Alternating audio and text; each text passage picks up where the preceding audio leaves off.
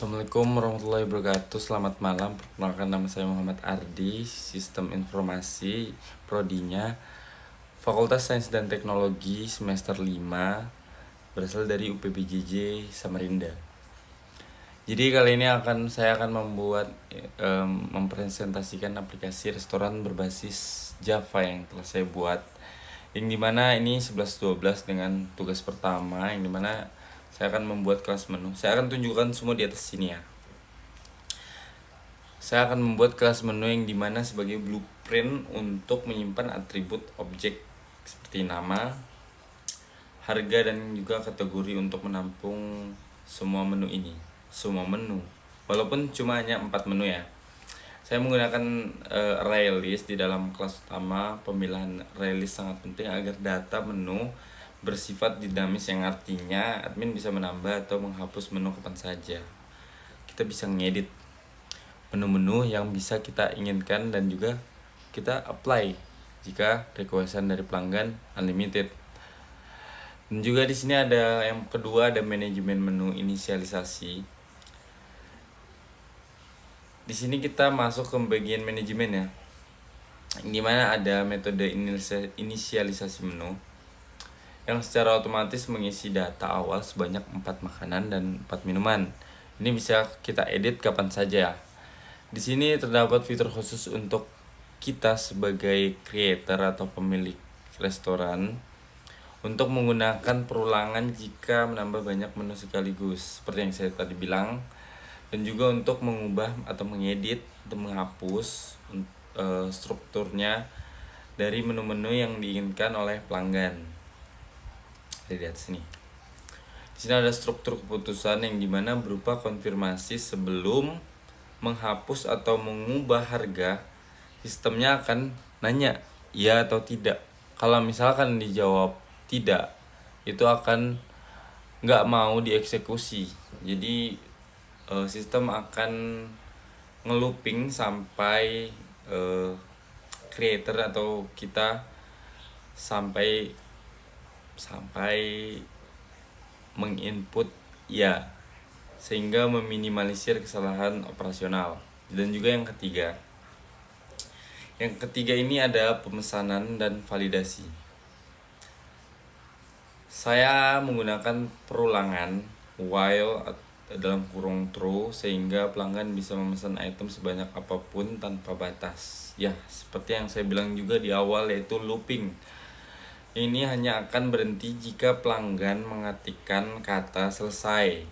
Jadi kalau misalkan pelanggan yang nggak mau bilang selesai, yaudah bakal looping terus.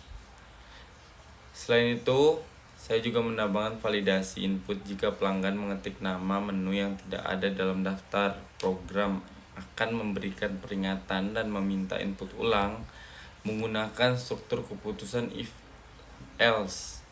Hal ini memastikan data pesanan yang masuk selalu akurat sesuai daftar menu yang tersedia. Dan juga ada logika. Selanjutnya ada logika perhitungan biaya dan struktur seperti yang ada di soal tugasnya.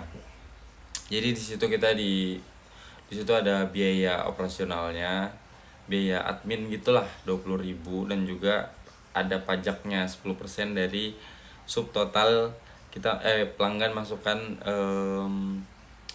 subtotal menu ya. Misalnya kayak menunya itu kan ada ayam dan juga es teh gitu. Misalnya 25.000 tambah 5.500, berarti bakal dapat berarti 30.500 bakal dapat pajak 10% selalu. Dan juga bakal ada biaya operasional, biaya adminnya 20.000. Jadi totalnya itu 50 ribuan lah. Dan juga ada skenario diskonnya. Ya sudah, skenario diskon sudah saya jelaskan tadi. Dan juga skenario diskon ini 100.000 di atas. Jika pesanan subtotalnya di atas 100.000, maka pelanggan bakal mendapatkan diskon 10%. Jadi ibaratkan nggak dapat pajak gitu. Jadi misalnya 100.000 nih, 120.000 atau 110, berarti harusnya kan 11.000 ya, 10%-nya 11.000. Pajaknya 11.000, terus kita dapat diskon 111.000 gitu, jadi hilang aja pajaknya kalau di atas 100.000. Tapi kalau misalkan di atas 50.000 atau di bawah 100.000 subtotalnya, kita bakal dapat satu minuman gratis. Jadi saya akan menunjukkan demonya saja langsung ya. Jadi ini saya langsung ketikkan di AI VS Code aja.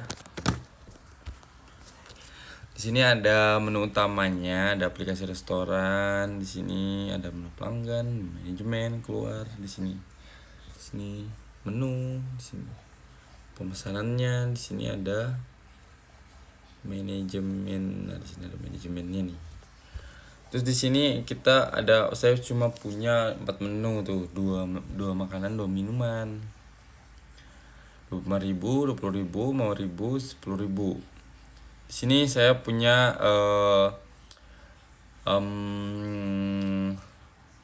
demo aja lah ya, demo ini ya, struk pembayarannya. Jadi beli nasi goreng 2 kali 2, ST kali 1. Jadi 25.000, totalnya 5.500 kan. Nah, ini saya maksud subtotalnya.